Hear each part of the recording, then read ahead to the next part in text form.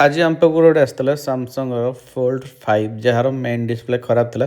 देखो main display अधा Blanc हो छोट स्पटे आसु फ्रंट डिस्प्ले पूरा एवरीथिंग वर्किंग कर मेन डिस्प्ले कम करनी। आम पाखे तार ब्रांड न्यू ओरिजिनल डिस्प्ले अच्छी आम ताको पूरा केमती कौन चेंज कर लाइव रे देखा लाइव वीडियो चलतु। ए बैक साइड रू आम खोलिया स्टार्ट करवा। बैक साइड खोलिकी तार मदरबोर्ड बैटरी कैमरा सब सेपरेट कर रखिए। तापर नेक्स्ट तार जो न्यू पूरा डिस्प्ले कंप्लीट अच्छी तादर आम फिटिंग करवा। जदि आपण पाखे फोल्ड कि फ्लिप बैटरी कैमरा डिस्प्ले एमती रिक्वायरमेंट अच्छी ताले आपण आमको कांटेक्ट करेंगे। आम आपन को बहुत अफोर्डेबल प्राइस रे ताको प्रोवाइड करदेबू।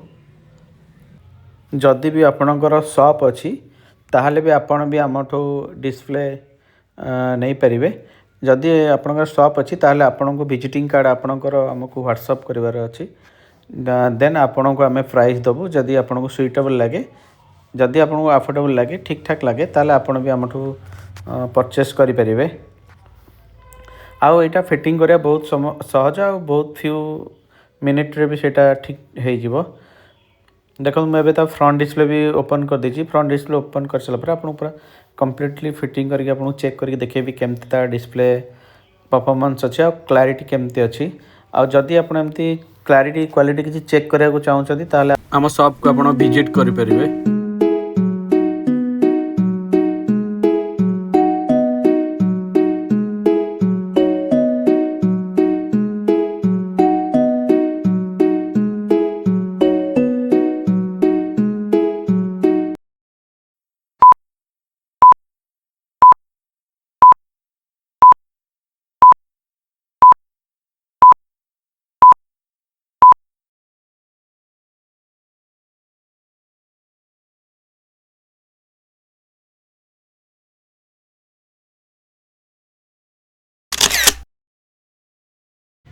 देखो ये आम कंप्लीट को फिटिंग कर देचु। फिटिंग कर सारा टच चेक कर टच चेक कर डिस्प्ले रो ब्राइटनेस चेक करवा।